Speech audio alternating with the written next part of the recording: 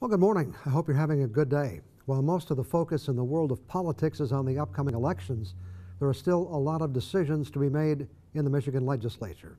We'll talk about that and more with State Senator Tom Casperson, starting right now. From TV6, this is the Ryan Report. Now, here's your host, Don Ryan. Well, Tom Casperson is in his second term representing Michigan's 38th Senate District, which includes 12 counties in the central and western Upper Peninsula. Prior to his service in the Senate, he also represented the 108th House District from 2002 through 2008. In the Senate, Casperson serves as chair of the Transportation Committee and the Natural Resources Committee. Senator Casperson, welcome back to the Ryan Report. Good to be back, Don. Good to have you with us. A lot going on in Lansing. We'll talk about that in a minute. You kind of just threw a very tough congressional race running for the Republican nomination. Came up on the short end, but what are your thoughts on that race? Yeah, it was a tough pill to swallow the night of. We were close. We were in it. It was one of those things. Jack had the advantage, I thought, even from the beginning, being an outsider and didn't have any voting records or anything like that where you could point to and say, this is good, this is bad. Right.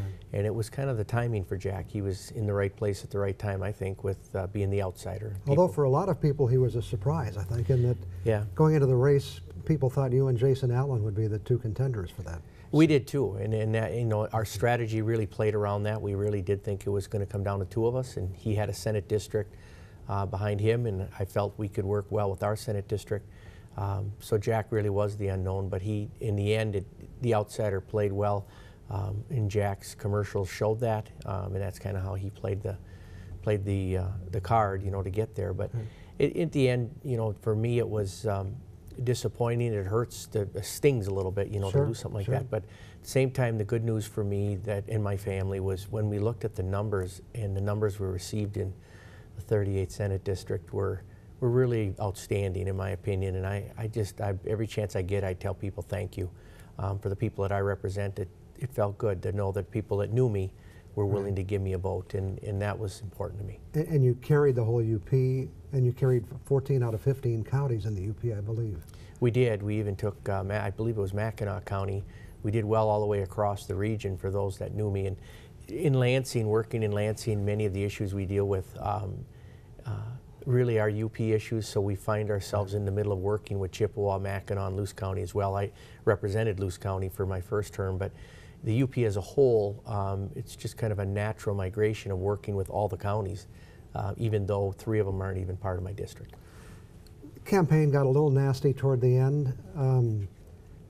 Is this something we're going to have to expect, I think, in all of these federal campaigns going forward? I don't know how we get around it, Don, because it's, I'm the candidate, and I go and you go to the coffee shops, and I'll hear people tell me, I don't like the negativity, and I don't support that. And yet, as a candidate, when you're polling and you're watching this stuff happen, clearly the negative works because the negative people are buying into it, and the numbers will start reflecting that in elections, bear that out. And so I don't know how to get around it. I wish we could. I hope we could somehow find a way, but I'm not sure that we're going to be able to. And especially on that level, I learned that. I've run for the House, I've run for the Senate on the state level. I can tell you on the federal level, it's a higher bar. It's really intense, and your family, everybody's into it pretty heavy, and the scrutiny is extraordinary. And now we have these PACs that typically run negative ads, and some of those PACs were involved in your campaign. Yeah, you see that, and it's kind of an unknown. They're kind of out there in the wind. You can't put your arms around it. You don't know who they are, so they can pretty much say just about anything they want. That's the other thing with campaigning, and I wish we could find a way around it. Is I always try to give somebody the benefit of the doubt, so I'll say, well, they didn't tell the whole truth, they just told part of it. And I've been chastised a few times from people saying, when you give half the truth, that's a lie. And we see that all the time. I see it on the national level. Both sides are doing it, and it's really not what's best for this country. I'm convinced of that. I think truth should matter. I found it ironic in my race.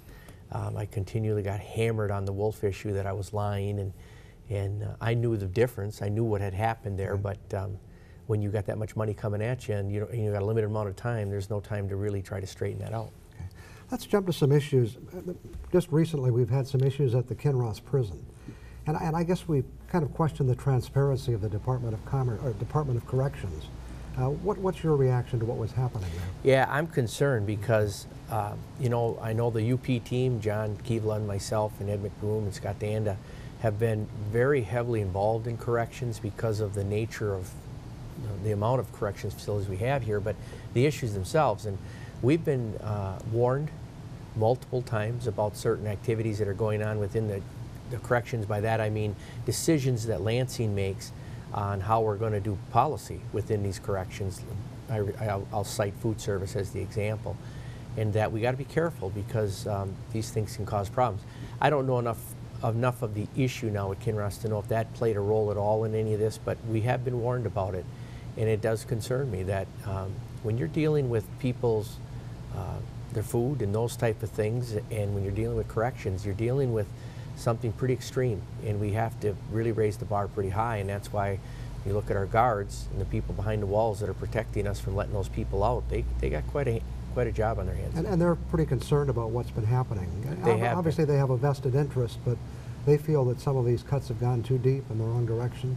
We also had the prisoner escape in Newberry. That's right, and that, you know, we've had, I've been fortunate, they've been good to me to be able to come and talk to me. We've held town halls with just corrections officers, and we've held them here up in Marquette. We've held them in over in Elger, or in Munising at Elger Max.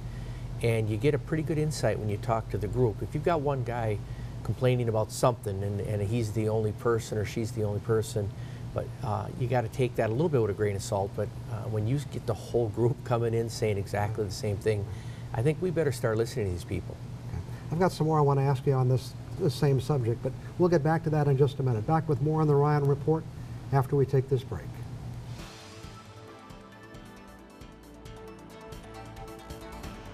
Our guest this morning is State Senator Tom Casperson. We were talking about some corrections issues. One of the issues on the agenda in Lansing, in fact the House has passed it I believe, is presumptive parole, which really changes how the parole system operates.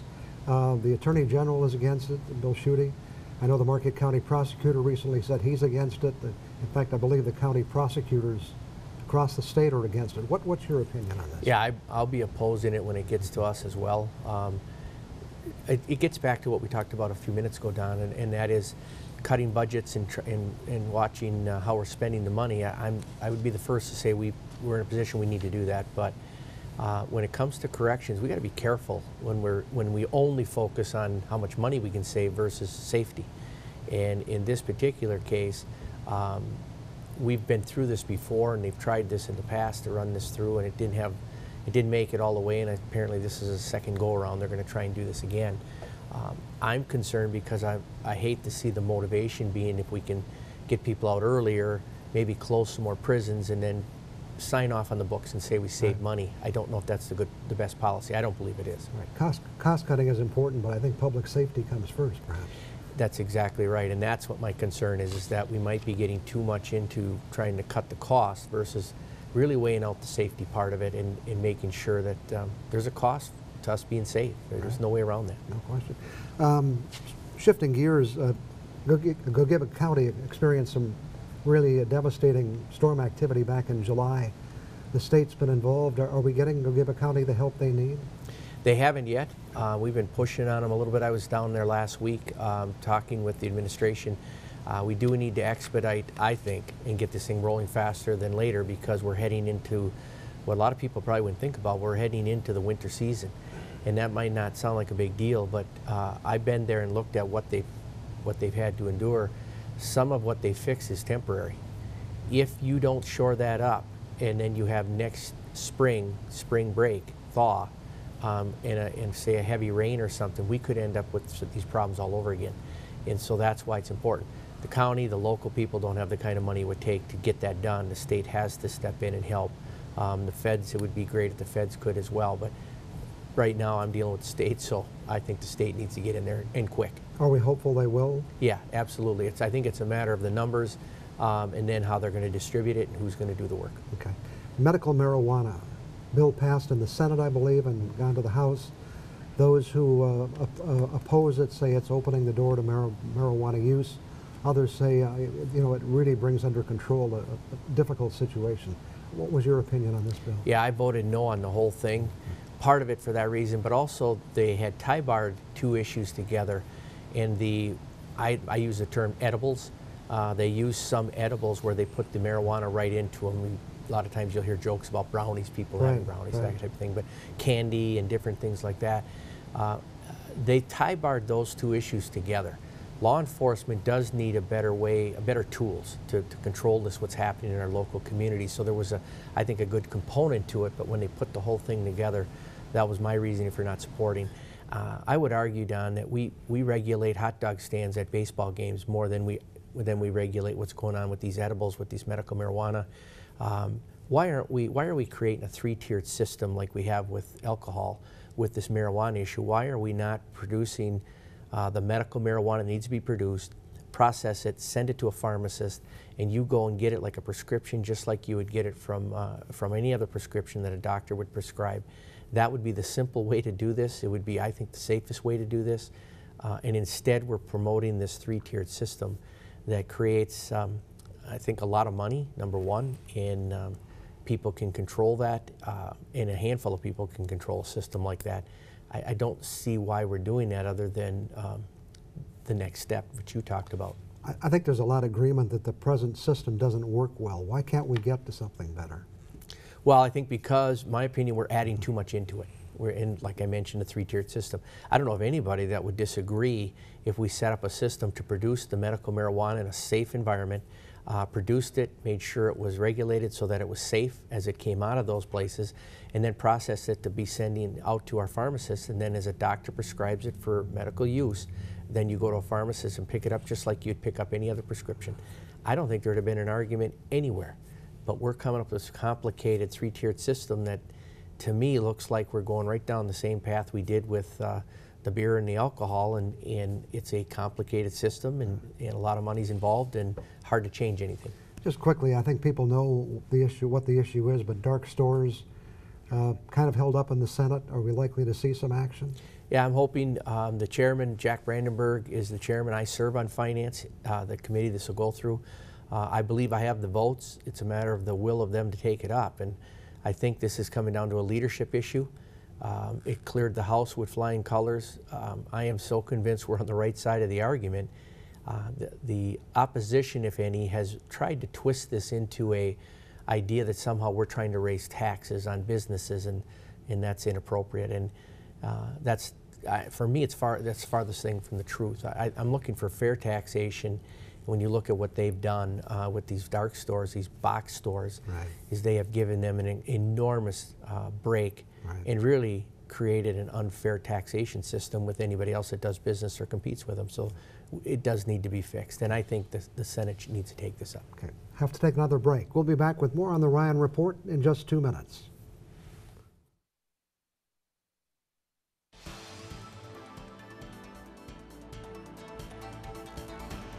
Again, we're talking this morning with State Senator Tom Casperson. The Empire Mine is closed. Obviously, more challenges for economic development in the UP. Is there more the state can do to help out in this case? I don't know if there's a lot we can do at Empire. Glyphs has been pretty sincere about where they're at with that. They're securing contracts for the Tilden, and that was good news. But a little bit of disappointment, not with any one person or any entity, but the fact that we were seeing gains, you know, with Lundin online now and with that mine operational, and then Cliffs seemed to get themselves stabilized a little bit, and then the announcement of the closure of the Empire. So we make a gain and we take a step back, and kind of be nice to keep moving forward. Are you, I see that the DEQ is approving, at least initially, the proposed Back 40 project down in Menominee County. What are your thoughts on that? Yeah, I think it's a good thing. That project has been in the mix of all of this as we've discussed it. Those that were opposing Kennecott in the beginning, we would explain to them that that's just the beginning. There's other opportunities, because they would always say there was not enough jobs, wasn't worth taking the chance for that many jobs. And we said this was an ongoing thing, and it was going to be, you're going to see these things arise all over, and we knew that one was there. So to see it come full circle and actually permit and have the hope of going mining, we think is a good thing. I believe there's a confirmation hearing coming up for the new head of the DEQ in Michigan. There's been some criticism of the governor's choice. What are your thoughts? Yeah, we actually had one hearing. We didn't vote on it. We just had a hearing on it. Some are asking to take a vote. If I'm told I need to do that, I would do that. I don't know what the point would be. If we're going to approve, she's going to be approved one way or the other that way. So we did hold a hearing, and I tried to make it as fair as possible. Went through my Natural Resource Committee, and what I did is I've got Rebecca Warren is a Democrat, and then there's 5 of us, and so she was at a little bit of a disadvantage. So I asked her before the hearing if she'd be willing to take every other question, and she said she would. So we just kept doing rounds of questioning, and I allowed Rebecca to ask every other question so we could get a balanced take on it. And I thought she did a good job of answering her own. Rebecca actually conceded the same thing, that she thought she was pretty straight with us. Okay. There's an issue in Lansing on 3rd grade reading as to whether or not, if kids aren't at a certain level after 3rd grade, they should have to repeat 3rd grade. Where does that stand, and how do you feel about that? It's obviously going to be important to a lot of parents. Yeah, they keep bringing it up. It's tough when you talk about holding somebody back, but I do think there needs to be some measures taken to deal with the student. If reading is the problem, then it may be that we can focus more on that particular issue. But I've always asked, how could a child get past 3rd grade without knowing how to read? Because I'm not a teacher, but pretty sure I could go through a classroom and sit down with individual children and figure out real quick whether they can read or not. And so for me, I would rather probably see them try to streamline some type of a program that would zoom in on the reading part of it. I've gone into a lot of schools and toured the schools.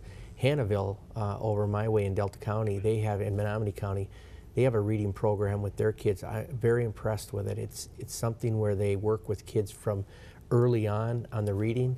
And by the time those kids hit 3rd grade, you'd be hard pressed to find somebody that couldn't read. And it's kind of how they do it. They put an absolute emphasis on reading over everything else at that age, and they're starting to see the results from it.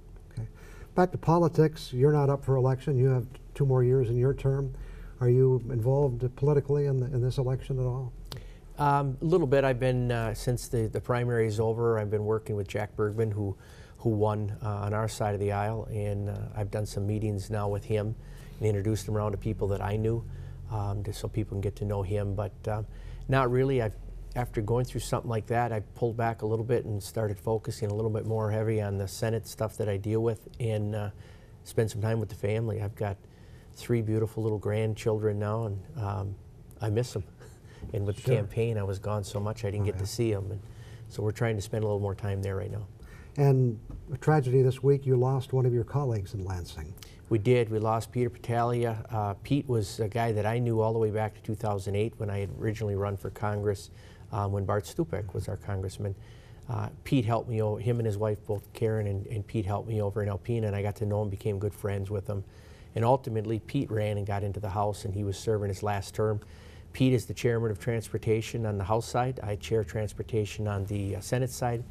We have been working together over the last 6 years on a lot of issues. We've been together an awful lot, and it was just a stunning tragedy to hear what happened. And he was killed in a motorcycle accident. He was on his way to Lansing. He was on his way down on Monday to take in session for Tuesday, and didn't make it. Certainly wish the best to his family. We do. Thanks for joining us this morning. Appreciate it very much. Thanks, Don. Okay. I'll be back with some other thoughts for you after we take one more break. I can't say I've done detailed studies to prove the point I'm about to make, but it seems to me one of the fastest growing businesses, at least here in Marquette County, is the storage business. There are storage units everywhere. Dozens of different businesses, hundreds of units in Marquette County alone. I pick Marquette County because I see them wherever I go, but I'm betting there are probably thousands across the Upper Peninsula. Now, just to make sure we're on the same page, I'm talking about those units you can rent to put some of your stuff in. Usually most locations have at least 15 or 20, but many have a whole lot more. My question is, why? Do we really have that many people who need to rent storage space? It's pretty clear the answer to my question is yes. Otherwise, companies would stop building more. For me, it brings to mind the George Carlin routine. In one of his classic comedy bits, he said, "The whole meaning of life is just trying to find a place for your stuff." He said, that's all your house is, a place for your stuff. Or put another way, All your house really is a pile of your stuff with a cover on it. He also suggested that your house is just a place to keep your stuff while you go out and get more stuff. According to Carlin, we have a whole industry based on keeping an eye on your stuff. For Carlin, it was a comedy routine, but he may in fact be right. We are great accumulators of stuff, and some of us, yours truly included, have a problem throwing away our stuff, even if it doesn't really seem to have a purpose for us anymore. When you're married, it adds another whole dimension to the storage problem. You have our stuff, her stuff, and my stuff. I haven't rented a storage unit yet, but I've been tempted a few times. Our solution is pretty much just to fill up every closet and cabinet we have. There are a lot of reasons why I have too much stuff. The main reason is that I have a problem throwing things away. Let me give you just one example of many. In my closet is a blue short-sleeve polo shirt with a Prangies label in the back. Now, Prangies department stores went out of business when they were sold to Yonkers in 1992. That's almost 25 years ago. It's not that the shirt is that great. It's just that in my mind, it's kind of unique owning a shirt that I purchased from a store that went out of business almost a quarter century ago. So I don't want to throw it away because it's one of a kind. But I don't put it on because I don't want it to wear out. So there it is, hanging in the closet. With that kind of logic, you're probably wondering how I ever qualified to do a TV show like this. In any case, I know I'm not alone. As I drive down the highways and byways of life, I see an ever-growing number of rental storage units just storing people's stuff. I guess George Carlin was right. The whole meaning of life is just trying to find a place for your stuff. I'll be back in 2 minutes. The Today Show is coming up next, and that means our time is just about up. Keep in mind you can also watch us on the internet at uppermichigansource.com. Click on the navigation bars and scroll down to The Ryan Report. Thanks to Senator Tom Casperson for joining us this morning and providing an update on developments in Lansing. And thank you for joining us. I hope we can look forward to seeing you again next Sunday morning.